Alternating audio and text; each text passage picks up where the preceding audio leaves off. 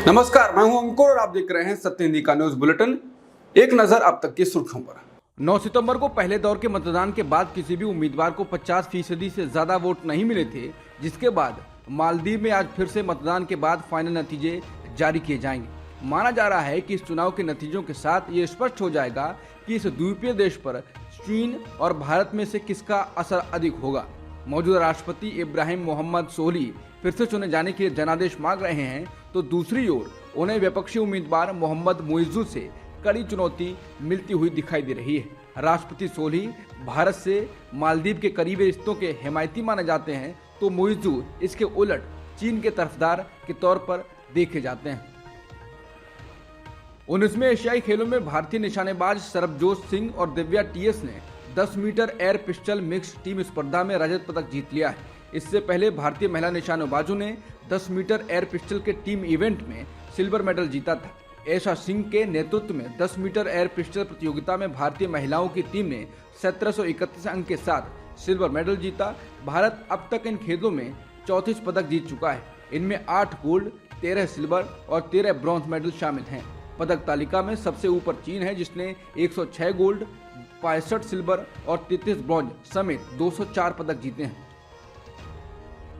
बिहार राज्य के सुन्नी वक्फ बोर्ड के चेयरमैन इरशुदुल्लाह ने कहा है कि हिंदुस्तान का मुसलमान हिंदू से ही कन्वर्टेड है। हम लोग भी हिंदुस्तान के हिंदू से ही कन्वर्टेड हैं। हम लोग कोई सऊदिया से तो नहीं आए थे। बिहार के सुन्नी वक्फ बोर्ड के चेयरमैन ने इंडिया टीवी से बातचीत में कहा कि यहाँ कोई मुस्लिम मुल्क था नहीं। मैं तो यही कहूँगा कि हम लोग का एक इतिहास है। हम लोग के हिंदू पूर्वज रहे होंगे, क्योंकि हम लोग के पूर्वज जहाँ रहते हैं वहाँ कोई सऊदिया से तो आया नहीं है।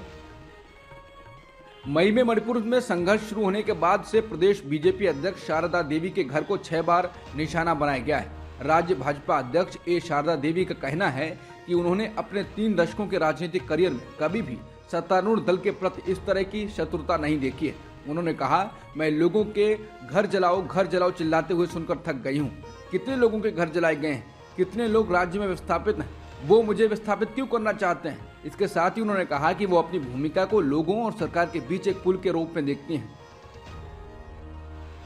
मणिपुर में 3 मई से जारी हिंसा के बीच प्रदेश की बीजेपी इकाई ने पार्टी के राष्ट्रीय प्रमुख जेपी नड्डा को पत्र लिखा है और हिंसा न रोकने को लेकर सवाल उठाए हैं। टाइम्स ऑफ इंडिया के मुताबिक प्रदेश बीजेपी ने जेपी नड्डा को लिखा है कि प्रदेश की बीजेपी सरकार को जातीय हिंसा रोकने में नाकाम रही है। पहली बार इस तरह का कदम उठाते हुए प्रदेश इकाई ने लिखा है कि प्रशासन के खिलाफ लोगों की नाराजगी बढ़ रही है और लोग सड़कों पर उतर रहे हैं। अखबार लिखता है कि शुक्रवार को ये चिट्ठी जेपी नड्डा को भेजी गई है, जिसमें प्रदेश बीजेपी प्रमुख ए शारदा देवी समेत पार्टी दफ्तर के शीर्ष 8 पदाधिकारी शामिल हैं। ये नेता पीएम मोदी से मुलाकात करना चाहते हैं। पत्र में लिखा है, लोगों की नाराजगी और गुस्सा अब बढ़ रहा है। लंबे वक्त से जारी तनाव के लिए सरकार को जिम्मेदार ठहराते हुए कहा जा रहा है कि वो मामले को सुलझाने में और शांति स्थापित करने में नाकाम रहे हैं। हम जानते हैं कि सरकार इस दिशा में काम कर रही है।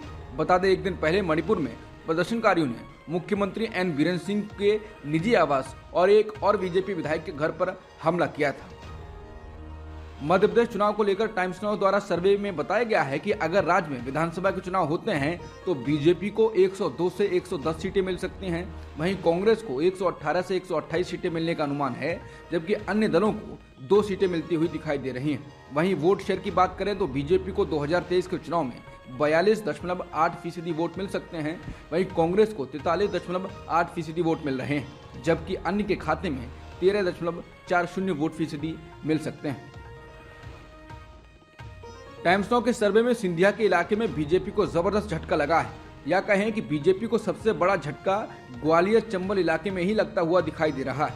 इलाके में विधानसभा की 34 सीटें हैं। इस सर्वे रिपोर्ट में दावा किया गया है कि बीजेपी को महज 4 से 8 सीटों पर जीत का अनुमान है। वहीं कांग्रेस के खाते में 26 से 30 सीटें जाती हुई दिखाई दे रही हैं। बता दें, 2018 के विधानसभा चुनाव में भी इस इलाके में कांग्रेस ने सबसे अच्छा प्रदर्शन किया था। मध्य प्रदेश को लेकर किए गए टाइम्स नाउ के सर्वे को लेकर बीजेपी ने दावा किया है कि ये 20 सितंबर तक का सर्वे है। पार्टी ने अपनी रणनीति में बदलाव 20 सितंबर के बाद किया था और अब इस बदलाव का असर दिखाई देगा। वहीं कांग्रेस ने कहा है कि मैं इस सर्वे से सहमत नहीं हूं, क्योंकि राज्य में कांग्रेस को 140 से ज्यादा सीटों पर जीत मिलेगी। वहीं बीजेपी को मालवा निगाड़ में भी झटका लगता दिख रहा है। मालवा निगाड़ में 66 विधानसभा सीटें हैं इस इलाके को बीजेपी का गढ़ माना जाता है, लेकिन सर्वे रिपोर्ट में बीजेपी को बड़ा झटका लगता हुआ दिखाई दे रहा है। इस सर्वे रिपोर्ट में बीजेपी को महज 20 से 24 सीटें मिलती दिख रही हैं, जबकि यहाँ कांग्रेस बड़ी बढ़त हासिल करती हुई दिख रही है। कांग्रेस के खाते में 41 से 45 सीटें जाती हुई दिखाई दे रही हैं। मध्य प्रदेश में भाजपा ने चुनाव में बड़े बड़े चेहरों को उतारा है, जिसमें पार्टी ने 3 केंद्रीय मंत्रियों, 4 सांसदों और एक राष्ट्रीय महासचिव को चुनावी लड़ाई के लिए मैदान में उतारा है। बड़े कदम के पीछे गुटबाजी को शुरुआत में ही खत्म करना एक कारण था, लेकिन ये खत्म नहीं हुआ है। सत्ता विरोधी लहर और गुटबाजी का सामना कर रही स्टेट यूनिट में असंतोष की लहर जारी है। इंडियन एक्सप्रेस के अनुसार सीधी में पार्टी ने 3 बार के विधायक केदारनाथ शुक्ला की जगह सांसद रीति पाठक को टिकट दिया है। शुक्ला ने इंडियन एक्सप्रेस से कहा, इससे पूरी पार्टी संदेह के घेरे में आ गई है। रीति पाठक को टिकट दिया गया है और ये दिखता है कि पार्टी अपने जमीनी कार्यकर्ताओं को कोई महत्व नहीं देती है। मैं पिछले कुछ दिनों में 20,000 से अधिक लोगों से मिल चुका हूं और मैं जल्द ही अपनी योजनाओं की घोषणा करूंगा। वहीं भाजपा के पूर्व सीधी जिला अध्यक्ष राजेश मिश्रा ने पार्टी के फैसले पर विभिन्न पदों से इस्तीफा दे दिया है। उन्होंने कहा कि मैंने पार्टी नहीं छोड़ी है, बल्कि सीधी में भाजपा के विभिन्न निकायों से इस्तीफा दे दिया है। मुझे इस फैसले पर बहुत बुरा लगा। सतना में 4 बार के सांसद गणेश सिंह को कांग्रेस की सीट वापस हासिल करने की जिम्मेदारी सौंपी गई है। वहीं भाजपा के पूर्व जिला उपाध्यक्ष रत्नाकर चतुर्वेदी ने विरोध में पार्टी छोड़ दी है और निर्दलीय चुनाव लड़ेंगे। चतुर्वेदी ने द इंडियन एक्सप्रेस से कहा कि मुझे अपने क्षेत्र का पूरा समर्थन मिल रहा है और मैं एक स्वतंत्र उम्मीदवार के रूप में चुनाव लड़ूंगा। ये हमारे चुनाव लड़ने का समय है और वे चुनाव लड़ने के लिए एक सांसद लाए हैं। भविष्य में वो अपने बच्चों को यहाँ से चुनाव लड़वाएंगे। मैंने अपने जीवन के 15 साल भाजपा को दिए हैं। मैं चुनाव भले ही ना जीत पाऊं, लेकिन मैं ये सुनिश्चित करूंगा कि गणेश सिंह हार जाएं।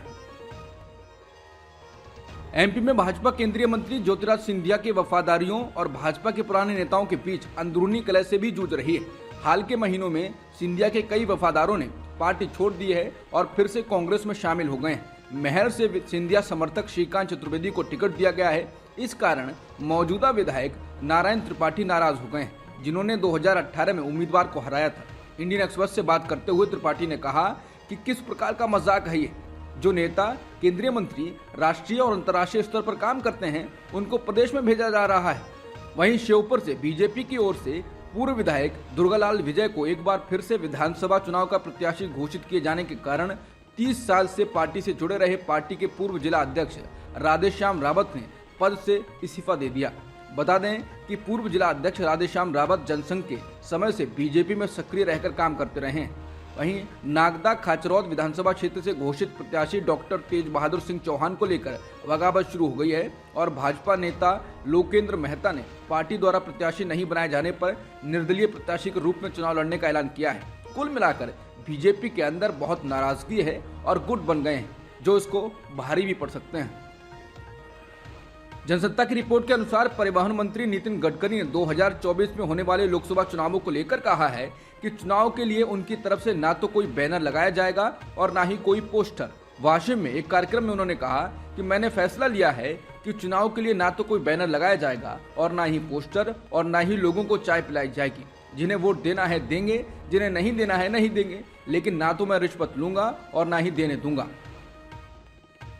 भारत के विदेश मंत्री एस जयशंकर ने कहा है कि कनाडा चरमपंथियों को पनाह देता है। विदेश मंत्री एस जयशंकर ने बताया कि भारत ने कनाडा द्वारा चरमपंथियों को पनाह देने को लेकर अपनी चिंताओं के बारे में अमेरिका को अवगत करा दिया है। इससे पहले पिछले सप्ताह भारत ने कनाडा को आतंकियों की सुरक्षित पनाहगाह कहा था। उन्होंने कहा कि भारत की चिंताओं से अमेरिकी विदेश मंत्री एंटनी ब्लिंकन और राष्ट्रीय सुरक्षा सलाहकार जेक सुलिवन को अवगत करा दिया गया है।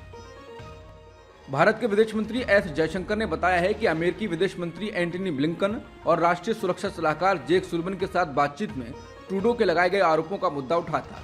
बैठक में ब्लिंकन ने भारत से गुजारिश की कि इस मामले में कनाडा जो जांच कर रहा है उसमें भारत सहयोग करे। वॉशिंगटन के हडसन इंस्टीट्यूट में चर्चा के दौरान पूछे गए सवाल के जवाब में उन्होंने कहा, हाँ बिल्कुल, जेक सुलिवन और एंटनी ब्लिंकन के साथ इस पर बातचीत हुई। उन्होंने इस पूरे मसले पर अमेरिका का नजरिया बताया और मैंने उन्हें समझाया कि हमारे क्या चिंताएं हैं।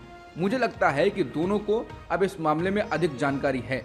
ट्रूडो के लगाए गए आरोपों पर जयशंकर ने एक बार फिर दोहराया, उनके आरोप हमारी नीतियों के अनुरूप नहीं है। अगर उनके पास ठोस सबूत हैं तो उन्हें साझा करना चाहिए, हम उन्हें जरूर देखेंगे। अब तक की सुर्खियों में इतना ही। बाकी खबरों के लिए बने रहिए सत्यहिंदी.com के साथ।